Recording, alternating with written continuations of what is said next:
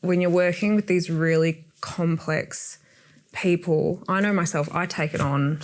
Somebody has a disability, and when you add mental health issues, it escalates the caregiving at a different scale, and that not the behavior support plans are important and effective in many ways, and sometimes it's good for people who are caring for them to go through as and when they are moving up the ladder in terms of they're supporting more complex people.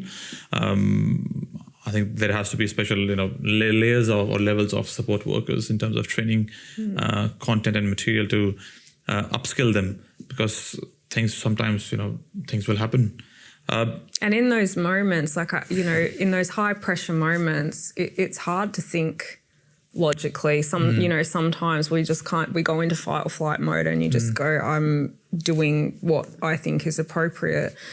8 times out of 10, most people would have enough common sense to make the right decision.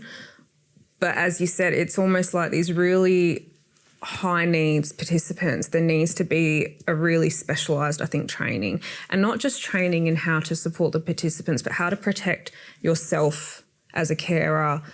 I know we all talk about self-care and, work-life balance and stuff, but I'm like, when you're working with these really complex people, I know myself, I take it on sometimes. Sometimes I find, I've had a really rough meeting or something, and I'll sit in my car and I actually will physically go to try decompress myself.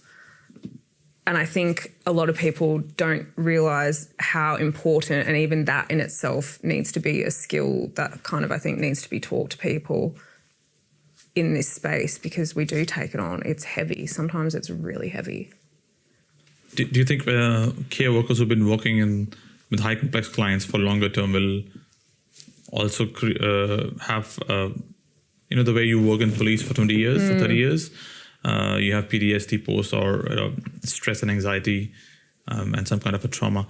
Do you think care workers are also at risk of these things developing in the future? Absolutely. As you've mentioned before, myself, that incident I had, I carry it with me.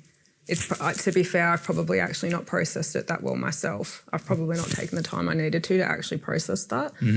But so that's one, incident I've dealt with on that level.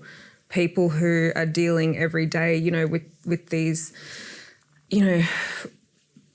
participants who might have really significant behaviour, physical escalations, that there's sometimes people that have to be restrained, all sorts of really intense stuff. Like, of course that's going to impact you and leave a mark on you eventually. Eventually it's going to get to that point of becoming too much and you'll just be burnt out, and it's a lot to deal with.